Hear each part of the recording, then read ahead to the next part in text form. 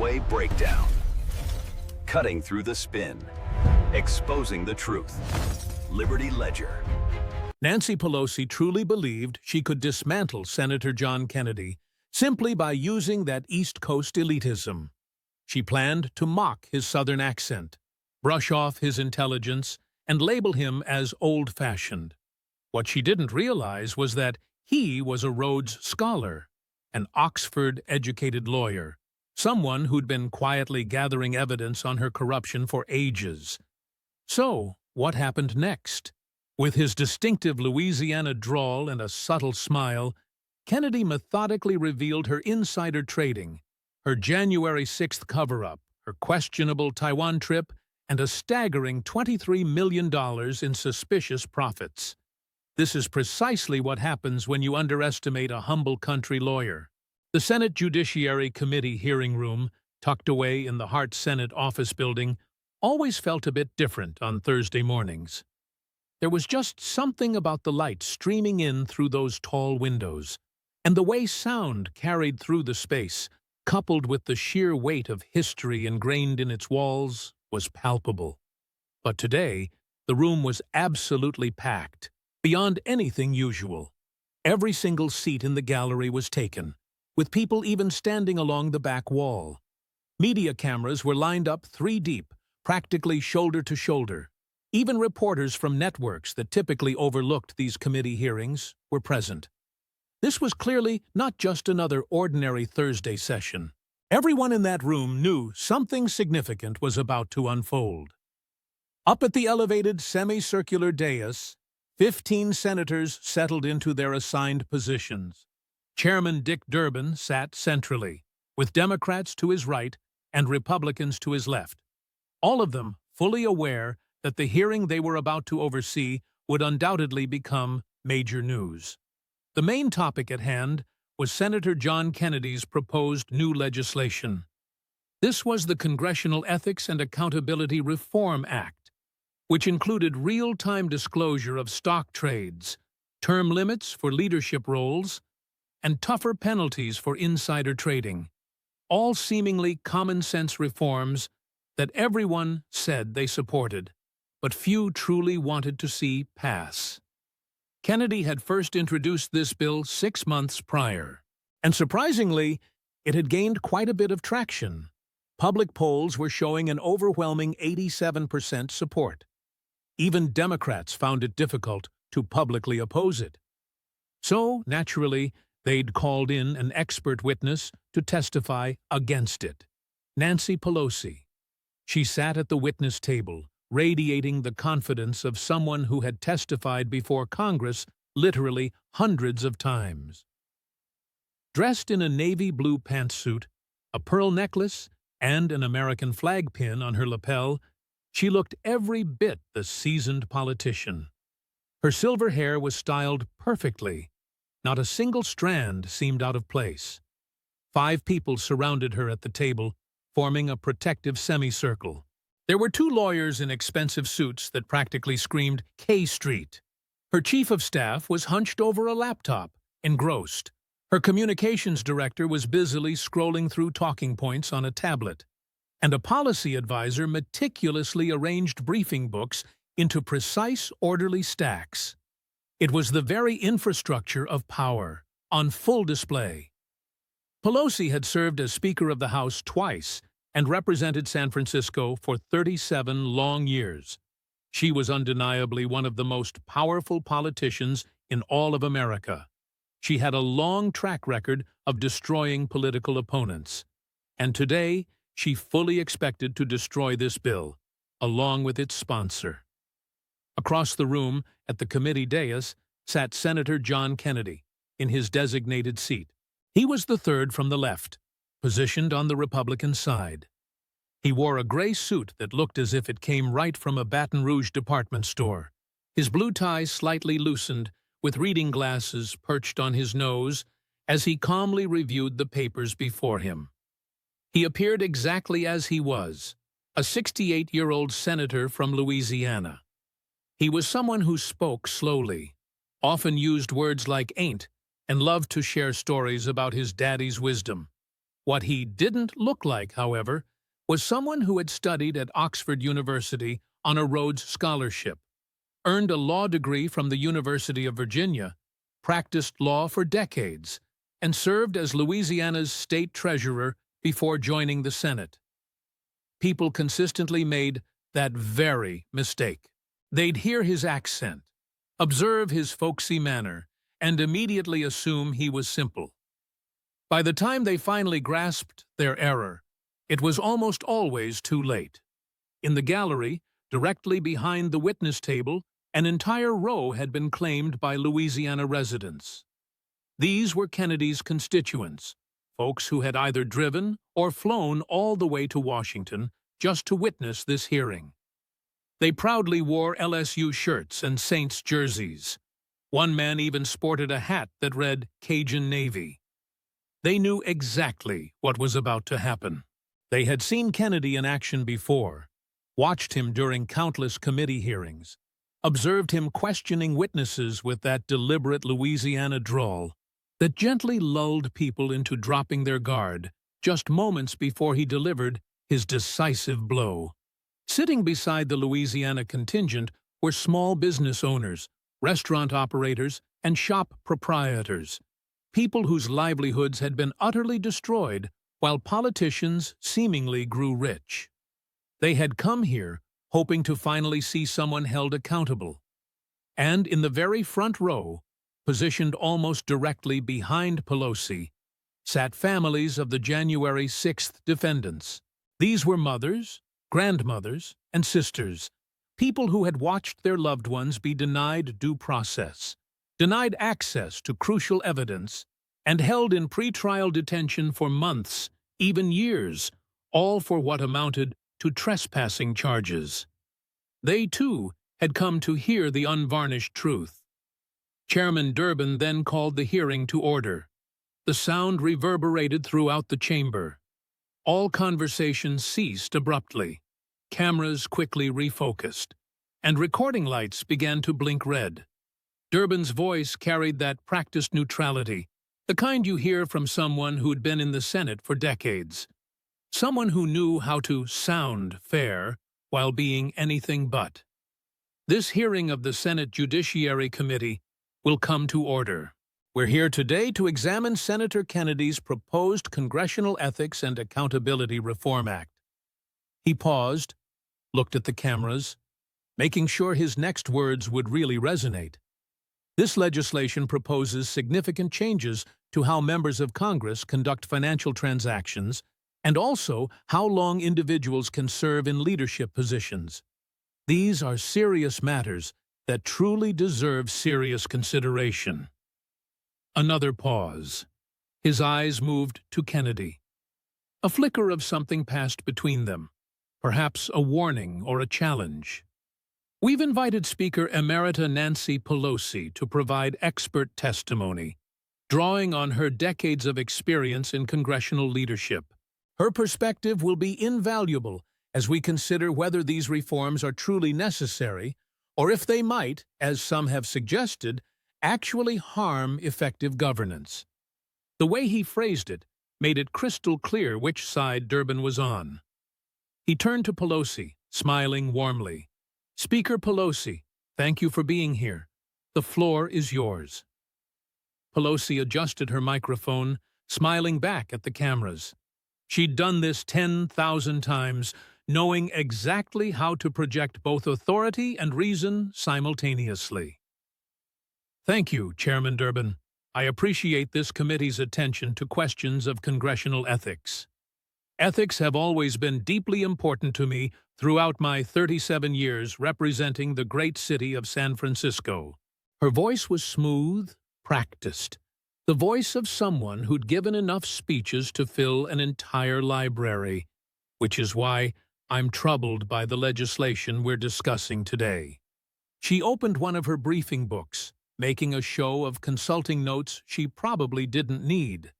Senator Kennedy's bill claims to address concerns about insider trading and an excessive concentration of power in leadership.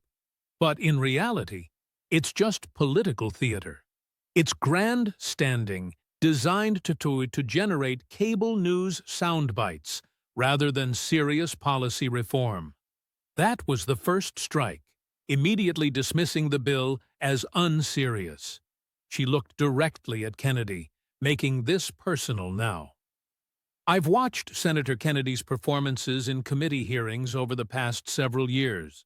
There's the folksy accent, the down-home metaphors, and the simple country lawyer routine that he deploys so effectively for the cameras. Her tone made it crystal clear that she was mocking him, that she found the act transparent and tiresome. But we're not on a movie set. We're not in a courtroom drama. We're dealing with complex questions of governance that require sophisticated understanding, not simplistic solutions wrapped in Southern charm. Gasps rippled through the Louisiana section of the gallery. She'd just directly insulted not only their senator, but their entire region. Pelosi pressed on, building momentum. Now, Senator Kennedy represents one of the poorest states in our nation. Louisiana ranks 49th in education, 47th in healthcare outcomes, and 46th in economic opportunity. Perhaps the senator's time would be better spent addressing his own state's failures rather than grandstanding about Washington ethics. The insult was deliberate, calculated. She wanted Kennedy angry, wanted him defensive. She wanted him to respond emotionally so she could paint him as exactly what she'd accused him of being. All performance, no substance. This bill would undermine congressional leadership by imposing arbitrary term limits. It would force premature disclosure of investment decisions that could be weaponized for political purposes. It shows a fundamental misunderstanding of how Congress functions, how legislation is crafted, and how coalitions are built. She sat back slightly, preparing for the finish. I respect Senator Kennedy's right to propose legislation, even poorly conceived legislation. But let's not pretend this is serious policy reform. It's performance art. It's a Southern politician playing to a base that doesn't understand the complexities of modern governance. She folded her hands on the table, satisfied with her performance. She'd established dominance, put Kennedy in his place, and made it clear he was out of his league. The media would definitely run with her sound bites. Performance art, poorly conceived, doesn't understand complexity. That's what would trend on social media, what cable news would repeat. She'd won before Kennedy even opened his mouth. Or so she thought. The room waited for Kennedy's response. Cameras zoomed in on his face, searching for anger, for defensiveness, for the emotional reaction that would validate Pelosi's attack. They didn't find it. Kennedy sat perfectly still for 5 full seconds. His face showed nothing. No anger, no hurt, not even surprise. Just that subtle smile, his usual expression, like he was always privately amused. A palpable silence filled the room. 5 seconds felt like 5 minutes in that packed hearing room with every eye on them. When Kennedy finally spoke, his words were slow, each syllable stretched out, like taffy being pulled. His Louisiana accent was somehow even thicker than usual. "Well, Speaker Pelosi," he began, "I surely do appreciate you taking time out of your busy schedule to visit with us here today." The voice was friendly, respectful even. No sharp edges, no sarcasm anyone could later claim. But something in the room had definitely shifted. The Louisiana residents in the gallery leaned forward. They recognized that tone. They'd heard it before. It was the sound just before Kennedy tore apart witnesses who'd underestimated him. "Now I got to be honest with you about something." Kennedy paused, glancing down at his notes, then back up, that smile still fixed. "You're right about some things. I am just a simple country lawyer from Louisiana. Can't deny that." He took off his reading glasses, deliberately cleaning them with his tie, taking his sweet time, making everyone wait. I got my undergraduate degree at Vanderbilt University, that's in Tennessee. Then, somehow, I managed to get accepted at Oxford University over in England, Magdalen College, if anybody's curious. They gave me what they call a Rhodes Scholarship. He said it casually, like it was no big deal, but everyone in the room knew exactly what a Rhodes Scholarship meant. It's one of the most prestigious academic honors in the world. Still not quite sure how that happened, but I spent a couple of years there studying philosophy, politics, and economics. Met some mighty smart folks. Learned a few things. The false modesty was perfectly played. Self-deprecating, yet never appearing weak. He was making light of achievements that would be the crowning glory of most people's lives. Then I came back and went to law school, University of Virginia, Thomas Jefferson School, practiced law for a while in Louisiana. Nothing fancy, just regular legal work. Then served as state treasurer for a spell before folks back home sent me up here. He put his glasses back on, opening the thick folder in front of him. So, you're absolutely right, Speaker Pelosi. I'm not sophisticated like you folks in San Francisco. I don't understand all the complexities of how Washington works. Where I come from, people tend to say what they mean. They don't dress up simple concepts in fancy language to make them sound more important than they are. His voice remained friendly, but a steely resolve had emerged beneath it, something sharp lurking beneath that folksy exterior. Which brings me to why I asked Chairman Durbin if you might be willing to testify today. See, I've been looking into some financial transactions, stock trades, patterns of timing that struck me as mighty interesting. He pulled the first document from his folder, holding it up so the cameras could capture the header. Official House Financial Disclosure Form.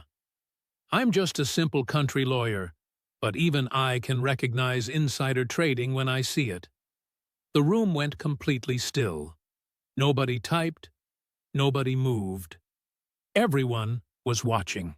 Kennedy's smile never once wavered. Now, if you don't mind, I'd like to ask you a few questions about your husband's stock trades, just to educate myself, you being so sophisticated and all. The Louisiana residents in the gallery smiled. They knew this routine, the simple country lawyer act right before the attack. Pelosi's confident expression faltered just slightly. Her lawyers leaned in, starting to whisper urgently.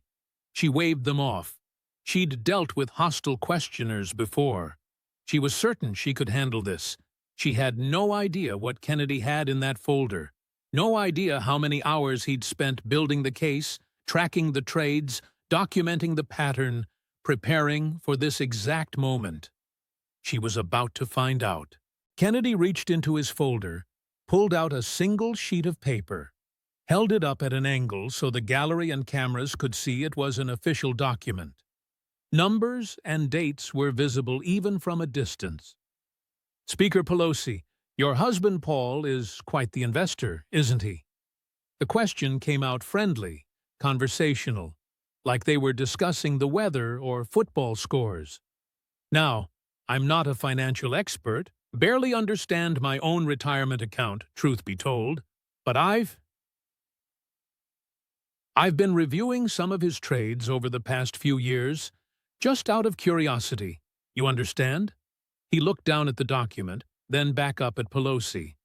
And I noticed something peculiar. The word peculiar stretched into 3 drawn-out syllables. The Louisiana draw made it sound almost musical. December 2020, your husband purchased call options on Tesla stock. 25 call options to be specific. That's basically betting that the stock price is going to go up. The user wants me to rewrite the provided text following very strict rules. 1. 1-1 sentence mapping. Each sentence in the original must correspond to exactly 1 sentence in the rewrite. No merging, splitting, adding, or removing ideas. 2. Maintain paragraph structure. Keep the original paragraph breaks. 3. Tone. Natural, conversational, storytelling, suitable for voiceover, avoiding academic rigid language, easy to read for AI voice. I will go through each sentence and rephrase it according to these guidelines. Original sentence, Chapter 1. Not anger, not hurt, not even surprise. Rewrite. 1. No anger, no hurt, not even surprise. Already concise and effective, no change needed. Original sentence 2. Just that small smile that seemed to be his default expression, like he was perpetually amused by something private. Rewrite 2. Just that subtle smile, his usual expression, like he was always privately amused. Original sentence 3. The silence stretched. Rewrite. A palpable silence filled the room. Original sentence 4. 5 seconds felt like 5 minutes in a packed hearing room with everyone watching. Rewrite. 5 seconds felt like 5 minutes in that packed hearing room with every eye on them. Original sentence 5. When Kennedy finally spoke, the words came slow. Rewrite.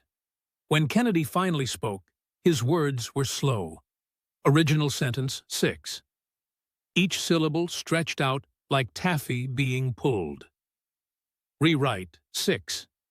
Each syllable stretched out like taffy being pulled.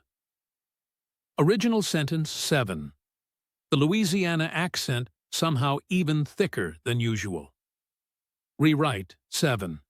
His Louisiana accent was somehow even thicker than usual. Original sentence Charles. 8. Well, Speaker Pelosi, I surely do appreciate you taking time out of your busy schedule to visit with us here today. Rewrite. 8. Well, Speaker Pelosi, he began, I surely do appreciate you taking time out of your busy schedule to visit with us here today. Original sentence 9. The voice was friendly, respectful, even. Rewrite. 9. The voice was friendly, respectful, even. Original sentence 10. No edge, no sarcasm that anyone could point to later. Rewrite. 10. No sharp edges, no sarcasm anyone could later claim. Original sentence 11. But something had shifted in the room. Rewrite. 11.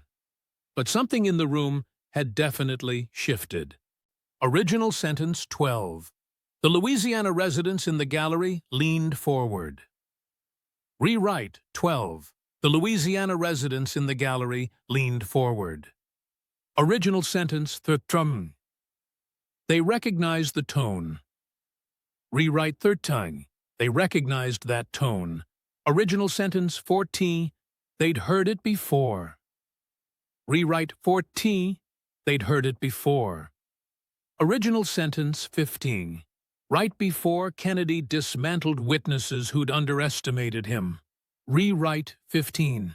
It was the sound just before Kennedy tore apart witnesses who'd underestimated him. Original sentence 16. Now I got to be honest with you about something. Rewrite. 16. Now I got to be honest with you about something. Original sentence 17. Kennedy paused, looked down at his notes, looked back up, the smile still there. Rewrite. 17. Kennedy paused, glancing down at his notes, then back up, that smile still fixed. Original sentence 18. You're right about some things. Rewrite. 18. You're right about some things. Original sentence 19. I am just a simple country lawyer from Louisiana. Rewrite. I am just a simple country lawyer from Louisiana.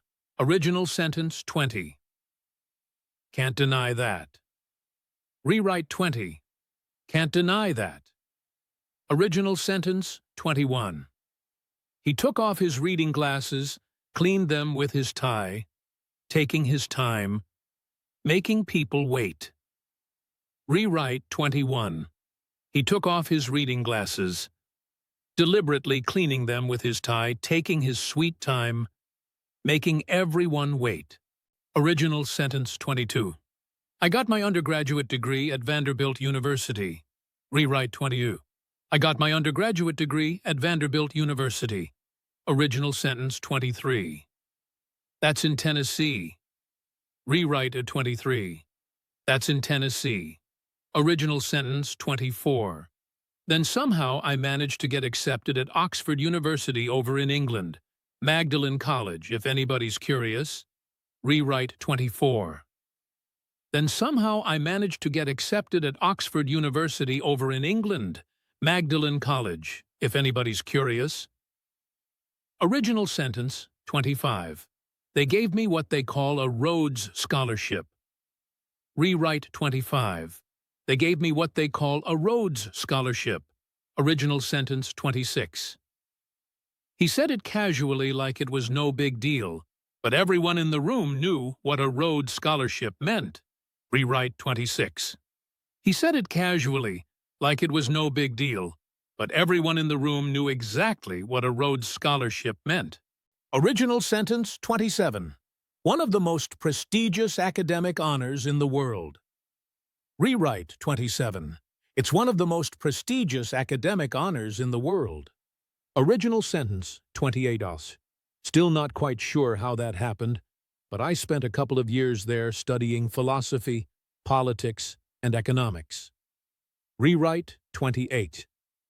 Still not quite sure how that happened, but I spent a couple of years there studying philosophy, politics, and economics. Original sentence 29. Met some mighty smart folks. Rewrite 29. Met some mighty smart folks. Original sentence 30. Learned a few things. Rewrite 30. Learned a few things. Original sentence 31. The false modesty was perfect. Rewrite 31. The false modesty was perfectly played. Original sentence 32. Self-deprecating without being weak. Rewrite 32. Self-deprecating yet never appearing weak. Original sentence 33. Making light of achievements that would be the crowning glory of most people's lives. Rewrite 33. He was making light of achievements that would be the crowning glory of most people's lives. So original sentence 34. Then I came back and went to law school, University of Virginia, Thomas Jefferson School, practiced law for a while in Louisiana. Rewrite 34. Then I came back and went to law school, University of Virginia, Thomas Jefferson School, practiced law for a while in Louisiana.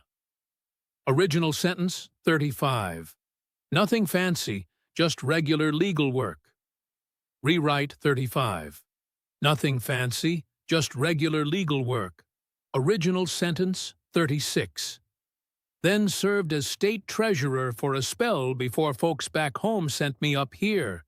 Rewrite 36. Then served as state treasurer for a spell before folks back home sent me up here. Original sentence 37. He put his glasses back on, opened the thick folder in front of him. Rewrite 7. He put his glasses back on, opening the thick folder in front of him. Original sentence 38. So you're absolutely right, Speaker Pelosi. Rewrite 38. So you're absolutely right, Speaker Pelosi. Original sentence 39. I'm not sophisticated like you folks in San Francisco. Rewrite 39. I'm not sophisticated like you folks in San Francisco. Original sentence 40. I don't understand all the complexities of how Washington works. Rewrite 40s. I don't understand all the complexities of how Washington works.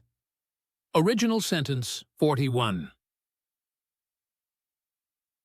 Where I come from, people tend to say what they mean. Rewrite 41A1. Where I come from, people tend to say what they mean. Original sentence 42.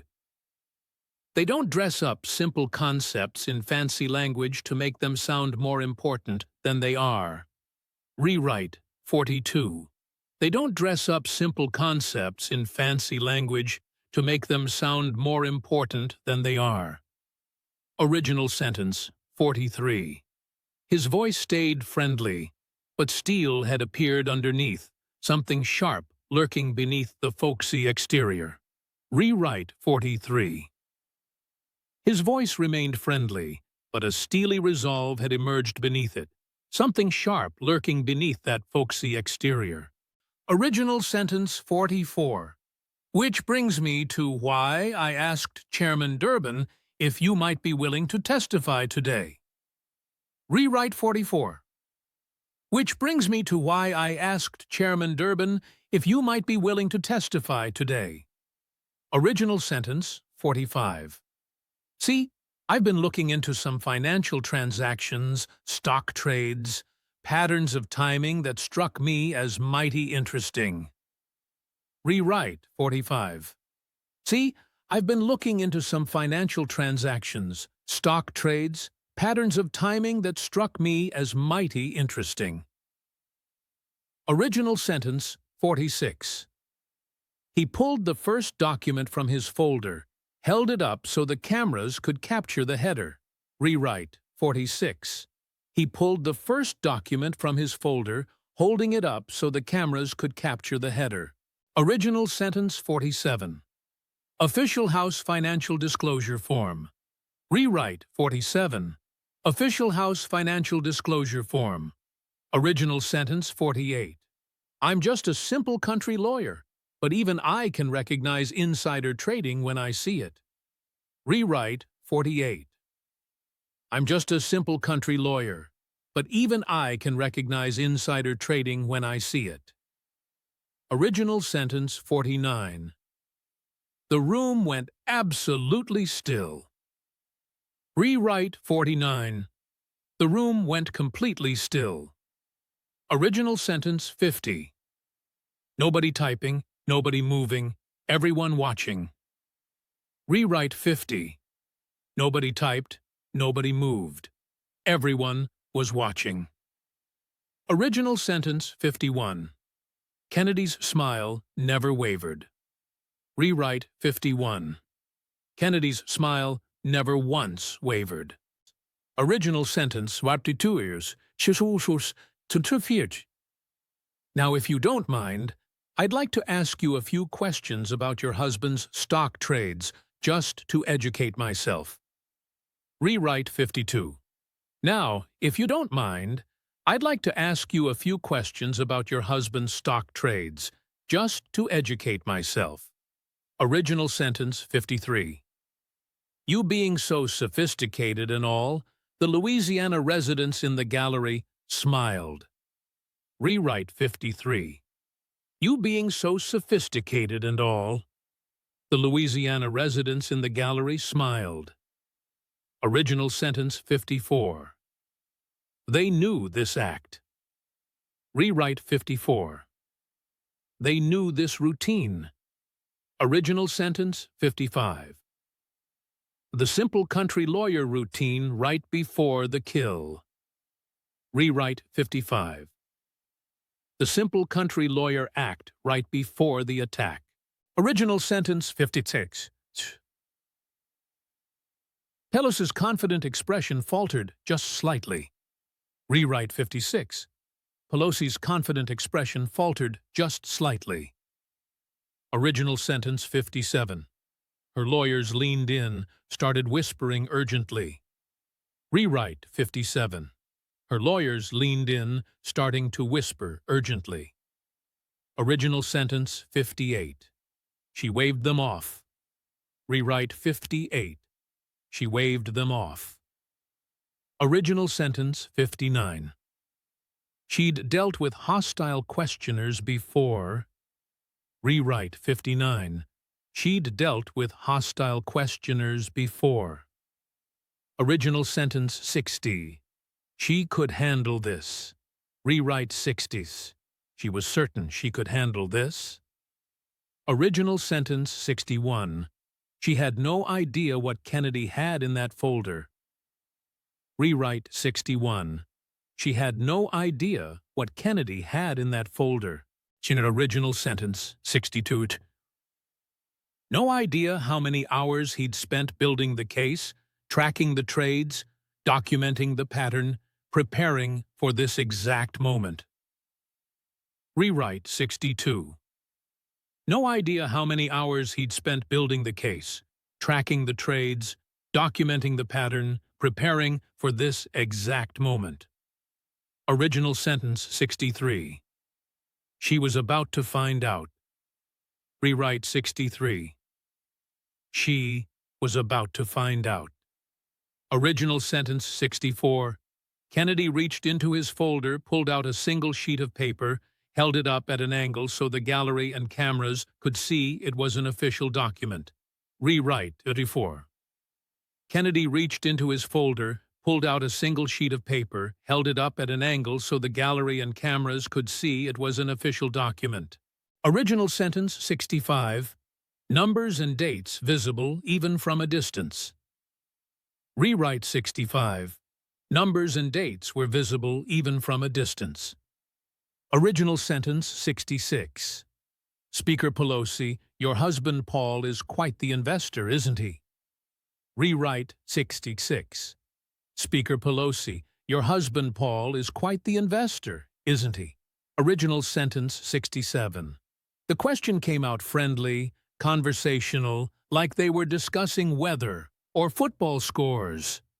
Rewrite Chidris. The question came out friendly, conversational, like they were discussing the weather or football scores. Original sentence 68. Now, I'm not a financial expert. Barely understand my own retirement account, truth be told. Rewrite 68. Now, I'm not a financial expert. Barely understand my own retirement account, truth be told. Original sentence 69. But I've been reviewing some of his trades over the past few years, just out of curiosity. Rewrite 69. But I've been reviewing some of his trades over the past few years, just out of curiosity. Original sentence 70. You understand? Rewrite 70. You understand? Original sentence 71. He looked down at the document, then back up at Pelosi. And I noticed something peculiar. Rewrite 71. He looked down at the document, then back up at Pelosi.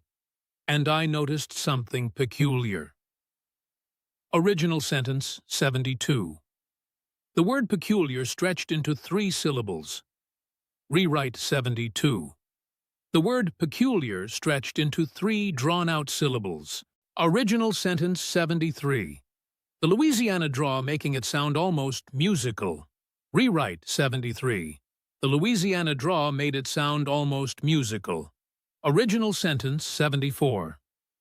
December 2020, your husband purchased call options on Tesla stock. Rewrite 74. December 2020, your husband purchased call options on Tesla stock. Original sentence 75. 25 call options to be specific.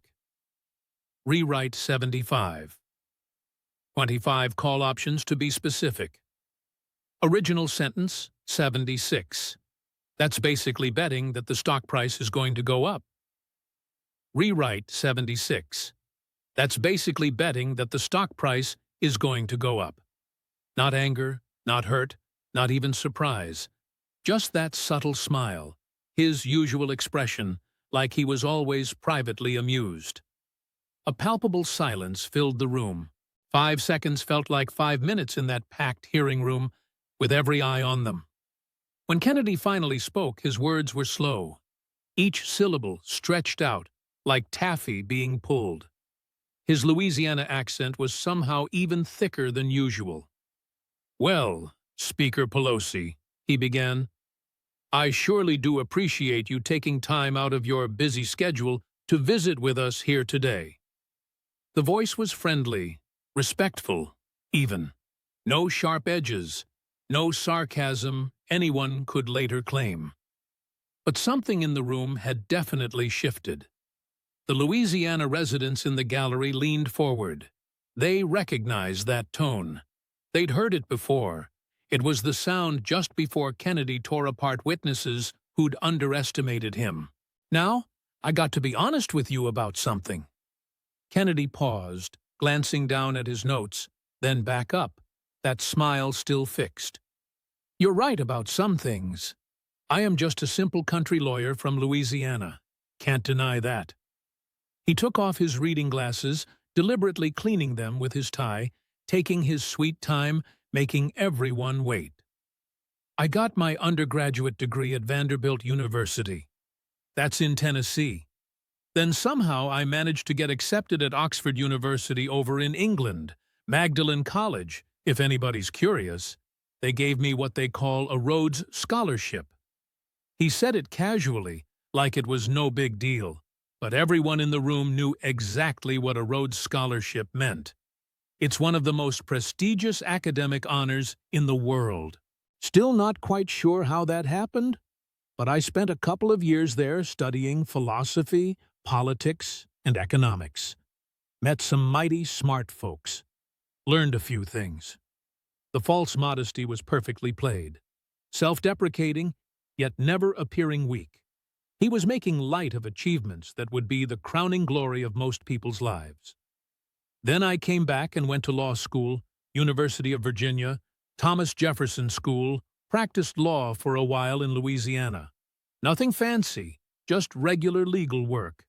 Then served as state treasurer for a spell before folks back home sent me up here. He put his glasses back on, opening the thick folder in front of him. "So you're absolutely right, Speaker Pelosi. I'm not sophisticated like you folks in San Francisco. I don't understand all the complexities of how Washington works. Where I come from, people tend to say what they mean. They don't dress up simple concepts in fancy language to make them sound more important than they are." His voice remained friendly, but a steely resolve had emerged beneath it. Something sharp lurking beneath that folksy exterior.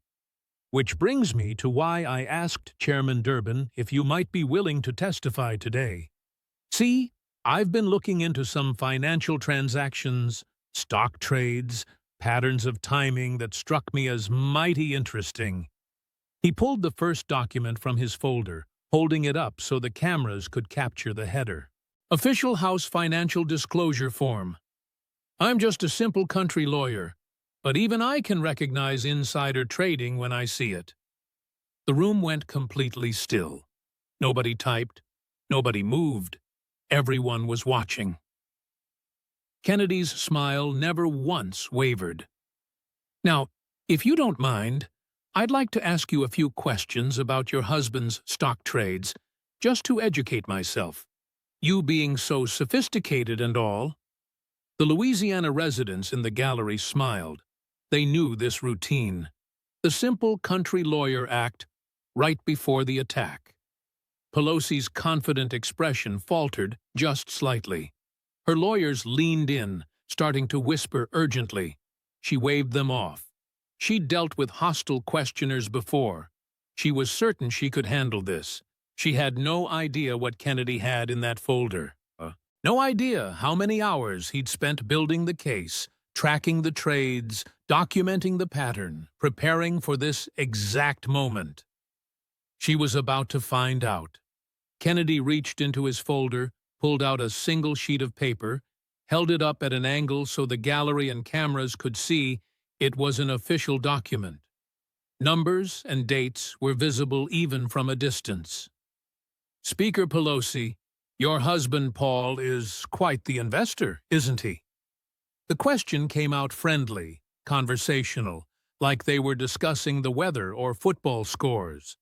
"Now, I'm not a financial expert, barely understand my own retirement account, truth be told, but I've been reviewing some of his trades over the past few years, just out of curiosity. You understand?" He looked down at the document, then back up at Pelosi. And I noticed something peculiar. The word peculiar stretched into 3 drawn-out syllables. The Louisiana draw made it sound almost musical. December 2020, your husband purchased call options on Tesla stock, 25 call options to be specific. That's basically betting that the stock price is going to go up. He spent around $1 million on those options. Kennedy paused, making sure everyone was still with him. Now, for those watching at home who might not grasp options, let me put it simply. It's like buying a lottery ticket, but if you're wrong, you don't just lose your money. You can lose everything, and fast. It's a high-risk, high-reward situation. He glanced at Pelosi again, his smile unwavering. Just 2 weeks after your husband bought those Tesla options, President Biden announced that the federal government would transition its entire vehicle fleet to electric cars. That's 650,000 vehicles. The biggest electric vehicle purchase in history. The pause lengthened. He let people connect the dots. Tesla stock then surged by 43% in the following month. Your husband's options then became worth approximately $2.6 million, and he sold them, making a profit of roughly $1.6 million on a 2-week trade. Those numbers hung heavy in the air. $1.6 million in just 2 weeks. Pelosi attempted to respond, but her voice came out defensive, lacking the smooth confidence she'd displayed in her opening statement. My husband makes his own investment decisions, she stated. I'm not involved in his trading activities. I don't discuss pending legislation with... Kennedy gently raised his hand, not aggressively, just requesting a moment to finish. Oh, I'm sure that's true, he replied. I'm sure you and your husband never discuss his investments. Y'all probably talk about grandkids and what's for dinner. Normal married couple stuff, he added. His smile never faded. But here's what strikes me as mighty coincidental. Your husband bought options in an electric vehicle company 2 weeks before the biggest electric vehicle announcement in government history. An announcement that you, being speaker and all, had to know was coming. He pulled yet another document from the folder. Allow me to give you another example. In March of 2021, your husband purchased 10,000 shares of Alphabet stock. That's Google's parent company spending about $2.3 million. Kennedy looked up from the paper. At that exact time, antitrust legislation was moving through the House. Legislation that would have broken up big tech companies, significantly hurting their stock prices. Google was testifying before your committees regarding it. Another pause followed. Building on the timeline, the bill never received a floor vote. It ultimately died in committee. Google's stock subsequently went up. Your husband sold his shares 3 months later, earning approximately $800,000. He set that document aside and reached for another. Then, in July of 2021, Microsoft call options, an investment of $1.2 million, yielding about $2 million when the stock rose after cloud computing contracts were approved. Contracts that had to pass through appropriations, which you, as Speaker, controlled. He presented yet another document. September 2021, Disney stock. A $900,000 investment that turned into $1.3 million when the company received favorable treatment on streaming regulations. Then came January of 2022, NVIDIA, with $3 million in options. The stock rose 31% after semiconductor legislation passed. Your husband made approximately $3.1 million. Kennedy had now settled into a rhythm, each trade presented calmly, methodically. His Louisiana drawl never sped up, never showed emotion, just delivering facts, numbers, and dates. Should I continue? I have about 40 more of these, but I don't want to bore anyone." He looked at Pelosi. Her face had turned pale. The lawyers on both sides of her were typing frantically. Her chief of staff had a phone pressed to their ear. "Now, Speaker Pelosi," he continued, "I added all this up because, while I'm simple, I can perform basic arithmetic." He pulled out a summary sheet with large numbers printed clearly enough for the cameras to capture. "Your husband has made approximately $23 million on stock trades since January of 2020. That's when you became Speaker for the second time. $23 million in 3 years." He let that number resonate. Number, $23 million. Every single one of these trades happened right around the time of legislation or government decisions that directly affected those companies. Every single one. Kennedy leaned back in his chair, his movement casual, relaxed. "Now, I suppose your husband could simply be the luckiest investor in the history of congressional spouses. Perhaps he possesses some magical ability to predict exactly when the government will take actions that benefit companies he owns stock in." The sarcasm was gentle, almost apologetic, yet unmistakable. "Or perhaps something else entirely is going on." Senator Chuck Grassley then spoke up. The Iowa Republican, at 89 years old, had been in the Senate since before Kennedy was even born. His voice carried the weight of someone who had truly seen everything. "Senator Kennedy, are you suggesting the Speaker's husband had access to non-public information about legislative actions?" Kennedy turned to Grassley, respectful, deferential to the senior senator. "Senator Grassley, I'm not suggesting anything," he replied. "I'm simply laying out the facts, the dates, the trades, the outcomes, and the profits. I'm letting people make up their own minds about it." He then turned his attention back to Pelosi. "But let me tell you a story. There's a woman named Martha Stewart. You might have heard of her. She's quite famous for her cooking shows, home decorating, and all that. She made a fortune in domestic products. His storytelling had that pure Louisiana charm about it now. Every word was drawn out, very conversational. Back in 2001, Martha sold some shares in a company called Imclone. She happened to have a friend who was the CEO. He tipped her off that the company was about to announce some bad news. She sold her stock before that announcement, avoiding a loss of about $45,000. Kennedy paused, took off his glasses, and cleaned them once more. The federal government prosecuted her for insider trading, put her on trial, found her guilty, and sent her to prison for 5 months. He put his glasses back on, looking directly at Pelosi.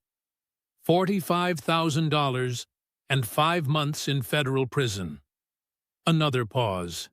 He let the stark contrast really sink in. Your husband, on the other hand, made $23 million from perfectly timed trades. Yet, nobody from the Justice Department has even bothered to ask questions. Nobody from the SEC has launched an investigation. Nobody from the Ethics Committee has held a hearing. The Louisiana residents in the gallery were nodding their heads. The small business owners were leaning forward in their seats. Even some Democrats on the dais looked noticeably uncomfortable. Kennedy's voice remained friendly, but his words were cutting like a knife. "Speaker Pelosi, I'm just a simple country lawyer from Louisiana. One of those poor, backward states you mentioned, but that just doesn't seem right to me. In fact, it seems crooked as a dog's hind leg." Laughter rippled through the gallery. Even some of the media managed a smile. The metaphor was so perfectly Kennedy, so distinctly Southern, and devastatingly accurate.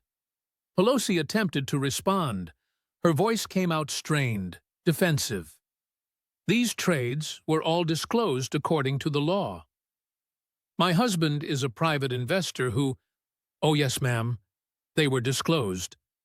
Kennedy interrupted gently. He eventually, often late, sometimes months after the legal deadline, but technically disclosed. He pulled out yet another document. Let me tell you about one trade in particular. This specific one really grabbed my attention.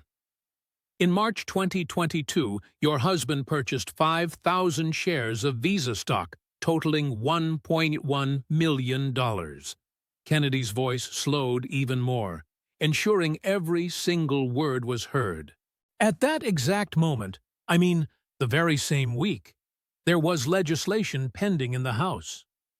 The Credit Card Competition Act would have broken up payment processing monopolies, and it would have severely hurt Visa. He looked at the document, then back at Pelosi. The bill never received a vote. You kept it completely bottled up in committee. You never let it reach the House floor. Visa stock subsequently went up 29%. Your husband sold his shares 4 months later, making about $320,000. Kennedy held up the financial disclosure form. Here's the interesting part. This Visa purchase was indeed disclosed to the Ethics Committee, but it was disclosed 38 days late, well past the 45-day deadline. He had to file an amended disclosure. He set the form down very carefully. Why disclose late, unless perhaps you knew that when people saw the trade and its timing, it would look mighty suspicious? Pelosi's lawyer leaned forward, trying to object. Mr. Chairman, this line of questioning is inappropriate. The Speaker has no obligation to. Chairman Durbin looked torn. He wanted to shield Pelosi, but the questions were entirely legitimate. The evidence was all public record. He couldn't shut this down without appearing to cover up corruption. The witness may decline to answer if she wishes. Durbin's voice sounded utterly tired. Kennedy smiled, still as friendly as ever. Oh, she doesn't have to answer. I'm just establishing facts for the record, helping folks understand why we might truly need ethics reform. He closed that section of his folder, opening another tab. Now, if you don't mind, I'd like to discuss something else, something that troubles me even more than these stock trades. Pelosi's face immediately showed relief. She was eager to move away from the financial evidence. Anything would be better than sitting there while Kennedy meticulously documented her husband's suspicious trades. She had no idea what was coming next. Kennedy pulled out a thick stack of papers, complete with photos attached by paper clips and documents bearing classification markings. Let's talk about the January 6th committee. The relief on Pelosi's face vanished instantly. In the gallery, the family members of January 6th defendants sat up much straighter. Finally, someone was going to ask the real questions. Kennedy's voice remained calm, but something had definitively changed. That friendly, down-to-earth humor was still there, but beneath it, you could sense something tougher, something really angry. You put together that committee, chose every single member, turned down the Republican picks Minority Leader McCarthy suggested, brought in a TV producer to set up the hearings, and basically ran every part of the investigation. He wasn't posing questions yet. He was just laying out the facts, building his case. And you decided what evidence the American public got to see. More significantly, you controlled what they didn't see. Kennedy then pulled out the first picture and held it up. It was security camera footage, with the timestamp clearly showing January 6, 2021. There were actually 41,000 hours of security video from January 6th. Capitol Police cameras captured everything. Every hallway, every entrance, every room. He gently placed the photo on the table right in front of him. Your committee looked through all that footage. It took them months. Teams of staffers watched every single hour, but they only presented about 90 minutes of hand-picked clips to the American people. Kennedy pulled out several more pictures, spreading them across the table. I got really curious about what was kept hidden. So, my staff and I went through some of that footage ourselves. Spent weeks watching what your committee decided the American public shouldn't witness. He held up one particular photo. Capitol police officers standing at a doorway. This shot was from the East Rotunda doors. The time was 2:37 p.m. You can clearly see the timestamp. Capitol police officers actually opened these doors from the inside, held them wide, and waved protesters in. Another photo, this time from a different angle. Here's yet another view. The very same doors. Officers were gesturing for people to come in, not fighting them off, not pushing them away, but inviting them inside. Kennedy's voice now had a sharp edge to it. It was controlled anger, simmering beneath his usual folksy way of speaking. Why didn't the American people ever get to see this particular footage? Why did your committee choose to only show clips of violence and pure chaos? Why would you hide evidence that showed police cooperation? He then pulled out even more photos. These images showed people calmly strolling through the Capitol building. These protesters just walked right through open doors, stayed within the velvet ropes, snapped selfies, and honestly, looked exactly like tourists. Your committee portrayed them as violent insurrectionists, but the actual footage shows them moving around quite peacefully. Senator Tom Cotton quickly chimed in. The Arkansas Republican had clearly been waiting for his chance to speak. Senator Kennedy, are you suggesting the January 6th committee intentionally held back exculpatory evidence? Yes, sir. That's precisely what I'm stating. Kennedy's voice had completely dropped its folksy humor by now. He was utterly serious. They possessed footage that would have benefited the defendants. It showed police allowing people to enter. It revealed confused protesters who genuinely believed they were permitted inside. Yet the committee didn't release it. He then pulled out a document, a legal filing from one of those cases.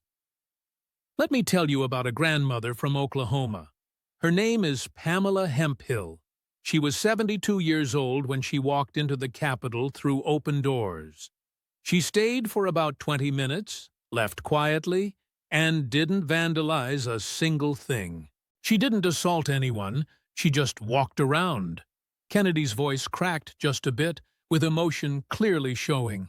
The FBI raided her home at 6 in the morning and arrested her right in front of her grandchildren. She spent 14 months in pretrial detention, locked in solitary confinement, simply for trespassing. She's 72 years old. He held up that legal document.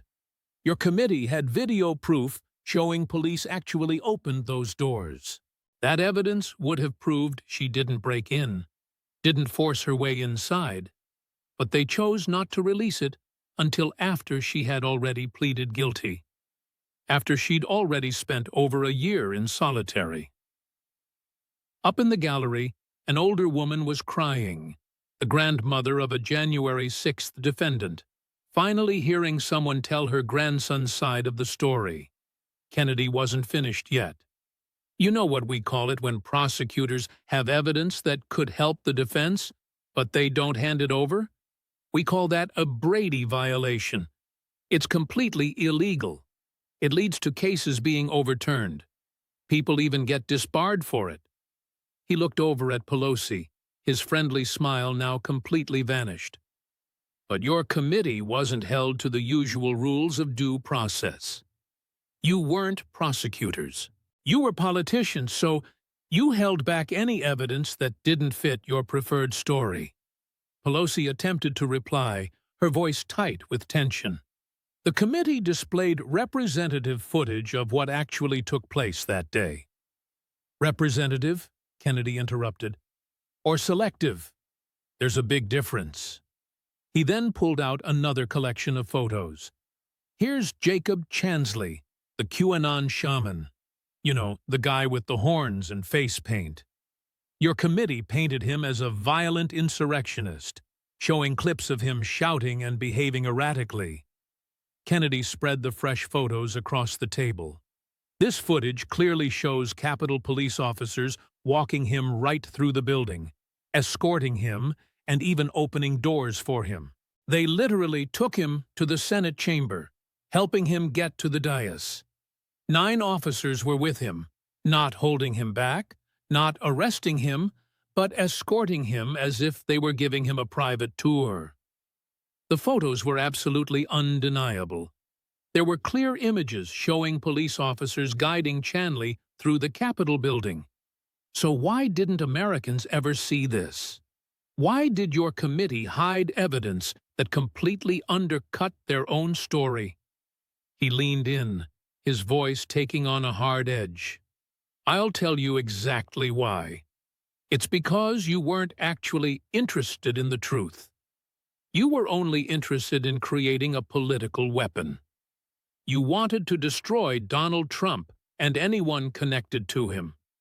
And you were totally willing to deny people due process to get it done. Senator Grassley then spoke up again. His voice was filled with clear disappointment.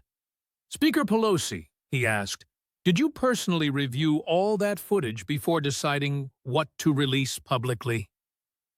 Pelosi looked completely trapped. Her lawyers were both chiming in at the same time, scrambling to figure out a response. The committee made collective decisions about, that's not what I asked, Grassley interrupted.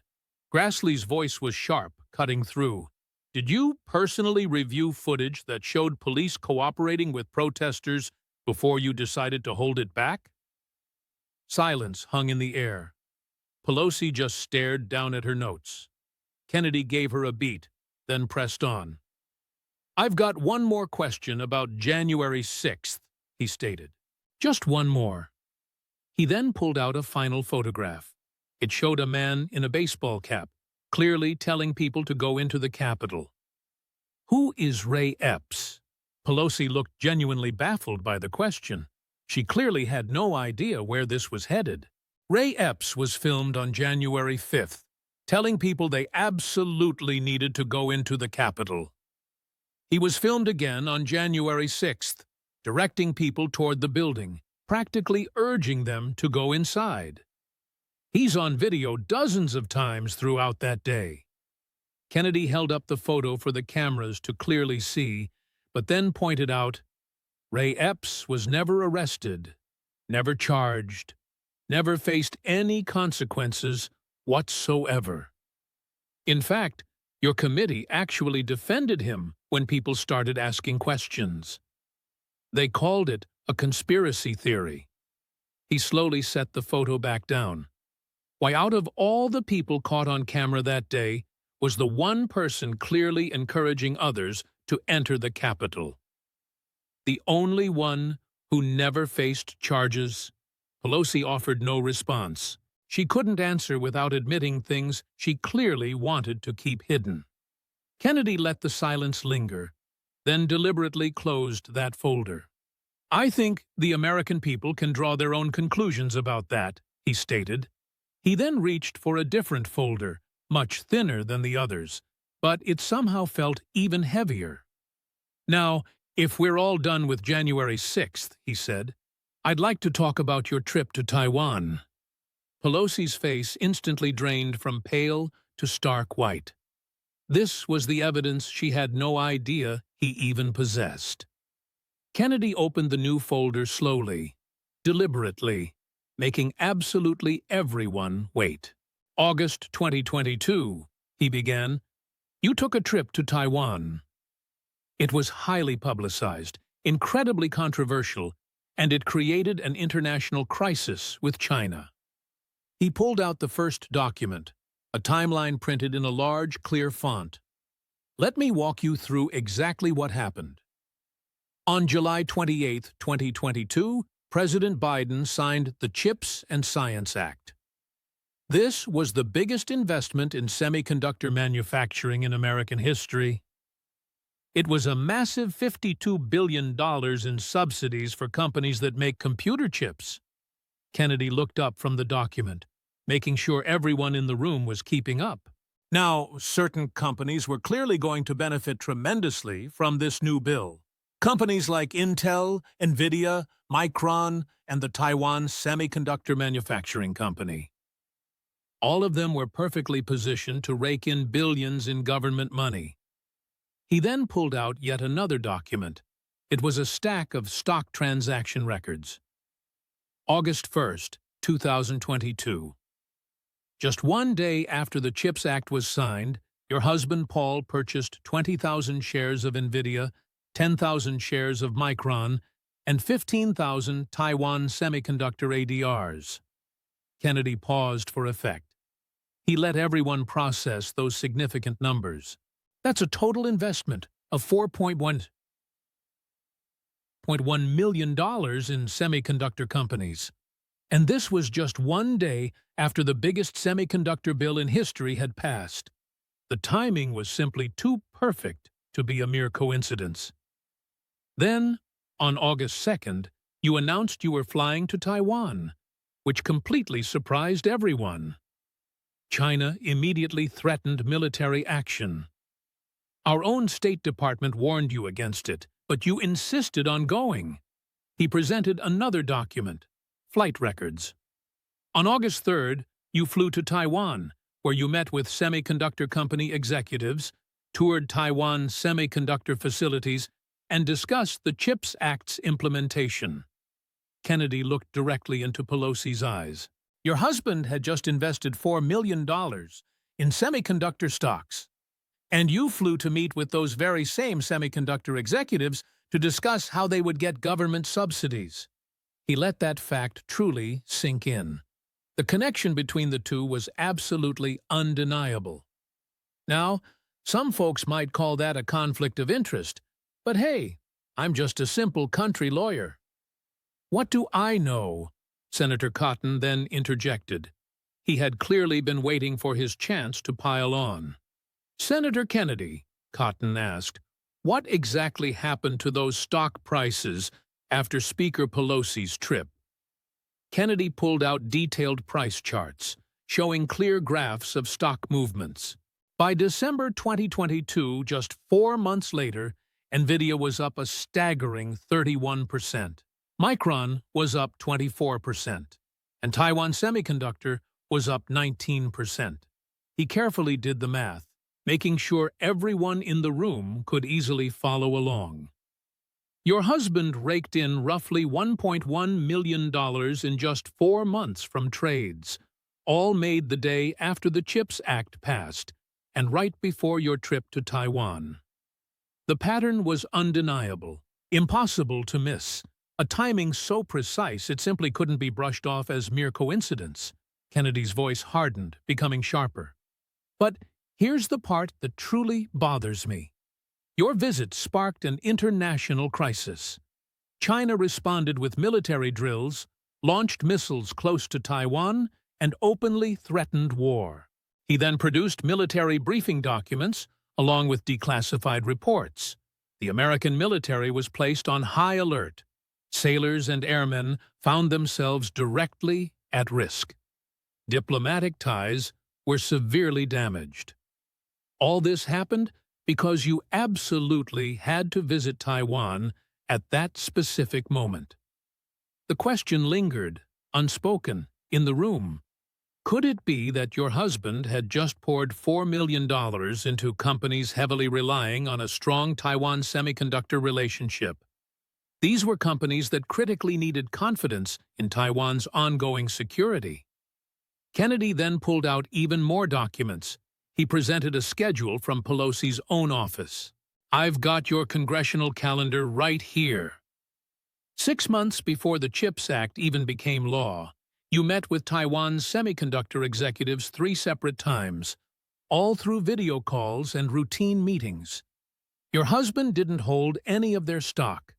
He pushed the calendar away, revealing new records. Yet, after the CHIPS Act passed and your husband acquired that stock, you personally flew there, met the very same executives, and toured their facilities, all during an escalating international crisis. The contrast was absolutely damning. When your husband didn't own the stock, Video calls seemed perfectly acceptable. But once he held $4 million worth, suddenly, an in-person visit became essential. You risked potential military conflict. You placed American service members directly in harm's way. Kennedy then leaned back in his seat. His Louisiana accent returned, but it failed to mask his evident disgust. Speaker Pelosi, I'm going to be very direct with you now. That looks exactly like you used your position as Speaker of the House to safeguard your husband's personal investments. It looks like prioritizing personal profit above our national security. He paused for a moment. He let the accusation sink in. Now, where I come from, we have a few choice words for that. None of them are polite, but let's stick to the legal terminology. His voice then dropped. It was as serious as death itself. Corruption. The word reverberated through the quiet hearing room. Corruption, he repeated, slowly, deliberately. It was now officially on the record. Cameras captured his every syllable. Pelosi attempted to reply, her voice now visibly shaking. That's an utterly outrageous accusation. My trip to Taiwan was about demonstrating support for whom exactly? Kennedy interjected quickly. Was it for democracy or for the very companies your husband owned stock in? He then spread all the gathered documents across the table. There was the timeline, stock purchases, your trip schedule, market price movements, and, of course, the profits. So, let me quickly summarize.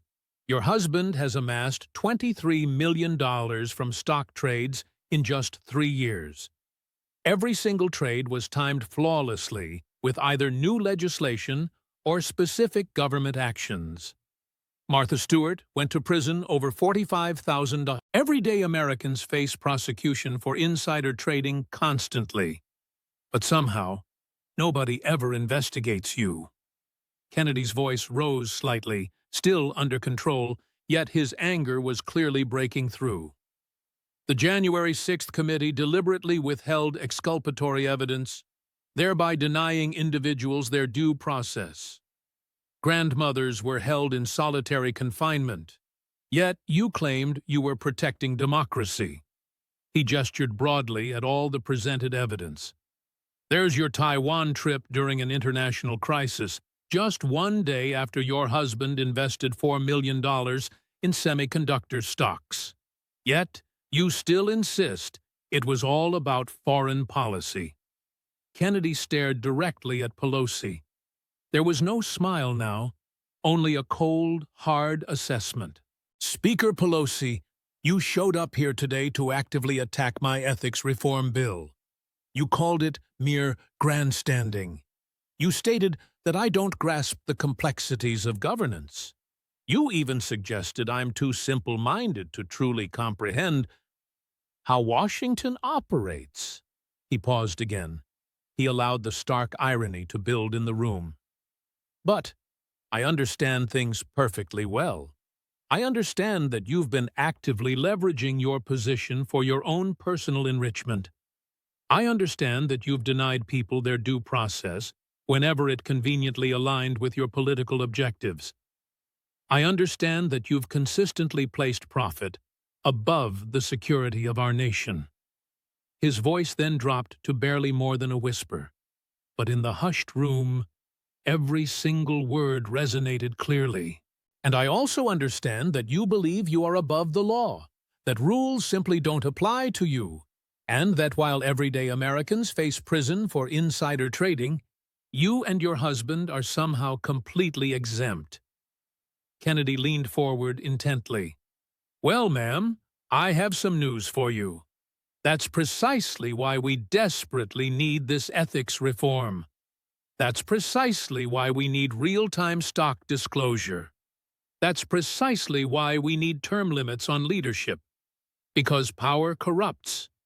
And you, Speaker, are the living proof of that.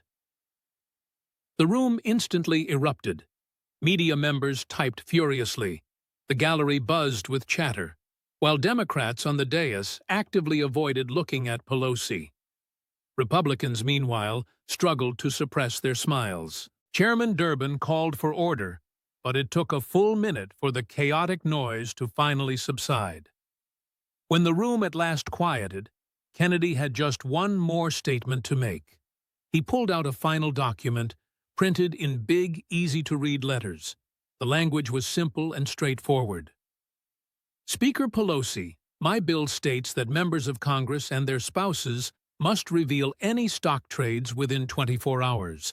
It also bans them from trading stocks in companies that come before their committees. And it limits leadership roles to just 8 years. He looked right at her. Will you support this bill? There was silence. Pelosi just stared down at the table. Her lawyers were whispering frantically, but she had no good answer, no matter what she said. If she supported it, she'd be admitting that reform was needed. If she opposed it, she'd prove Kennedy right about corruption. She was completely trapped. Kennedy just waited. 5 seconds passed, then 10, then 15. Finally, he spoke again, that Southern charm back in his voice. Well, I'll just take that as a no. He closed his folders, stacked them up neatly, then looked at Pelosi with his signature Louisiana smile. But that's perfectly all right. We don't actually need your support. We've got the American people standing with us. They know corruption when they see it, even when it's hidden behind fancy words and expensive pantsuits. He paused for a moment. The final blow was coming. Bless your heart. To anyone not from the South, that phrase sounds polite, even sweet, but everyone below the Mason-Dixon line knows exactly what it means. It's the Southern way of calling someone an idiot, of gently dismissing them with pity. It was the ultimate insult, wrapped up in fake politeness. The Louisiana folks in the gallery burst out laughing. They knew they had been waiting for that exact moment. It was the perfect Kennedy moment. Even some of the senators couldn't help but smile. Pelosi's face turned bright red. She knew she had been insulted. She knew Kennedy had just humiliated her live on TV, but she couldn't say anything without looking petty. She gathered her papers, with her team circling her, forming a protective wall around their wounded leader, Mr. Chairman. I don't need to sit here and be insulted by someone who clearly doesn't get how Washington operates. Her voice was shaking. Anger and deep humiliation were mixed all together. This whole hearing is a sham. It's pure political theater.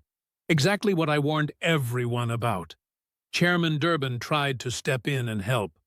Perhaps we should take a quick break. No need, she said. Pelosi stood up. I've said everything I came here to say. I'm not wasting any more time on this charade. She walked quickly toward the exit. Her whole entourage followed right behind her. Lawyers and staff formed a protective bubble around her. As she walked through the gallery, not a single person stood up. Tradition usually dictates you stand when a witness leaves. It's a sign of respect. But the Louisiana residents stayed in their seats. The small business owners didn't budge. The January 6th families remained in their chairs. It was silent judgment. One of the grandmothers spoke softly as Pelosi walked by, her voice barely a whisper, but clear in the quiet room. My grandson is still in prison, she said. Pelosi definitely heard it. Everyone saw her flinch, but she kept right on walking. Through the door and into the hallway, away from the cameras, the questions, and the mounting evidence of her corruption.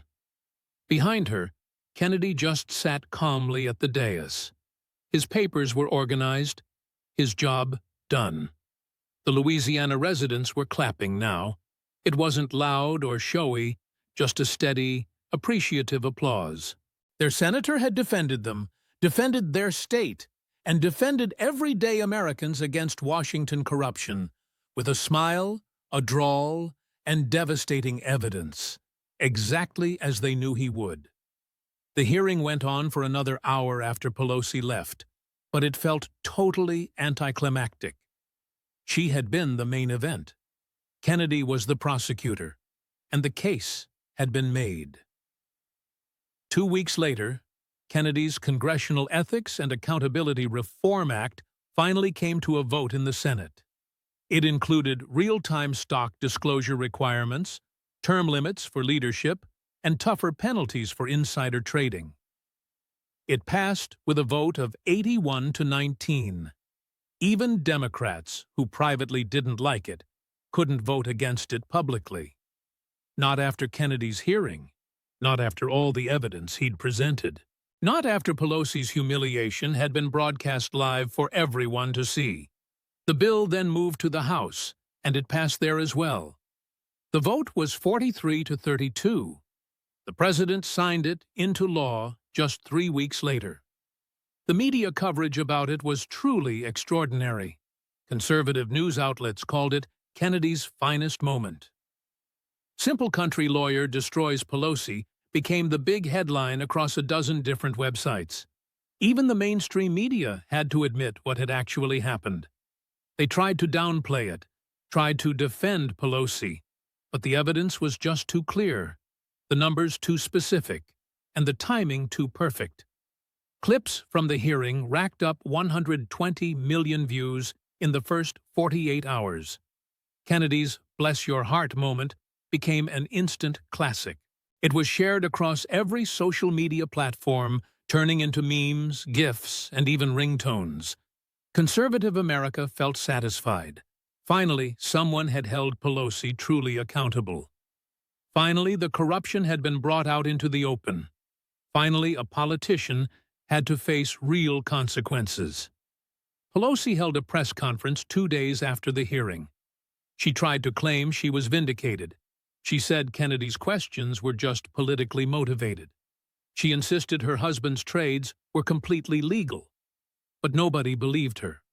The damage was already done. The evidence was public. There were $23 million in suspicious trades. January 6th, and evidence was withheld. Her Taiwan trip happened during her husband's semiconductor stock purchase. The pattern was undeniable. 2 months later, Pelosi announced she wouldn't seek a leadership position in the next Congress. She said she wanted to focus on her district and spend time with family, which are the usual euphemisms for forced retirement. The Pelosi era was over. It didn't end with dignity or with gratitude, but with documented evidence of corruption exposed by a simple country lawyer from Louisiana. The Department of Justice opened an investigation into Paul Pelosi's stock trades 3 weeks after Kennedy's hearing. The SEC followed with their own investigation. Both were ongoing. Nancy Pelosi's legacy was no longer about her political achievements. It was about the corruption Kennedy had exposed.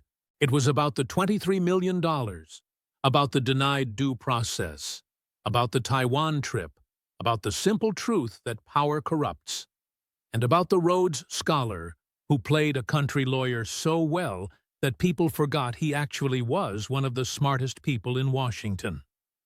3 months after the hearing, a reporter caught up with Kennedy in a Senate hallway and asked him if he'd prepared extensively for his questioning of Pelosi. Kennedy smiled that famous Louisiana smile. "I read the documents, followed the evidence, asked common-sense questions," he said. "That's what lawyers do." He paused and adjusted his reading glasses. Even simple country lawyers.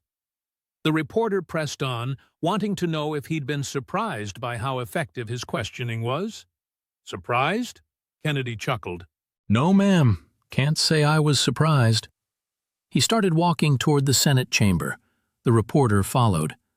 See, here's what Washington folks forget. American people aren't stupid. They can recognize hypocrisy. They can see corruption. They know when powerful people are playing by different rules. He stopped and turned to face the camera. Speaker Pelosi thought she could dismiss me because I talk slow and come from Louisiana. She thought sophistication beats common sense. She thought her power would protect her from accountability. The smile widened. She was wrong. The reporter asked one final question. What did he say to critics who claimed his hearing was political theater? Kennedy's response became famous. It got quoted in newspapers across the country. My daddy used to tell me something. He'd say, "Son, you can put lipstick on a pig, but it's still a pig." It doesn't matter how fancy your words are. It doesn't matter how sophisticated your explanations sound. $23 million in insider trading is still insider trading. He adjusted his tie, that same rumpled department store tie he'd worn to the hearing. I'm just a simple country lawyer from Louisiana, one of those poor, backward states Speaker Pelosi mentioned. But I know right from wrong. I know corruption when I see it. Final pause. Final smile. And so do the American people. He walked into the Senate chamber. Back to work. Just another day in Washington for the Rhodes Scholar who played a country lawyer. The reporter filed her story. It ran on the evening news. It got picked up nationally. The headline wrote itself. Simple country lawyer exposes Washington corruption. In Louisiana, people smiled. They'd known all along. Never underestimate someone with a Southern accent and a law degree, especially when he's from Oxford, and especially when he's been building a case. Because by the time you realize he's not simple at all, the trap has already closed. And there's no escape from evidence, no matter how sophisticated you think you are.